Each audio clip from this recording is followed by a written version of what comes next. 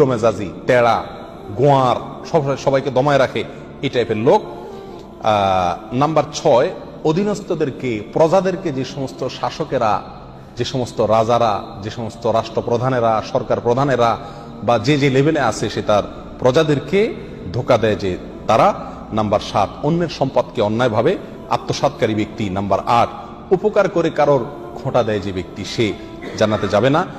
Number 9, চগলখোর ব্যক্তি জান্নাতে যাবে না, মানুষের পিছনে কথা লাগায় বেড়ায় একজনের আরেকজনের কাছে।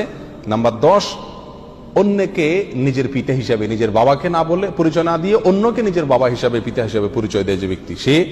নাম্বার 11, গর্ব এবং অহংকার করে যে ব্যক্তি, যার মনের ভিতরে অহংকার আছে, সেই জান্নাতে প্রবেশ করবে না।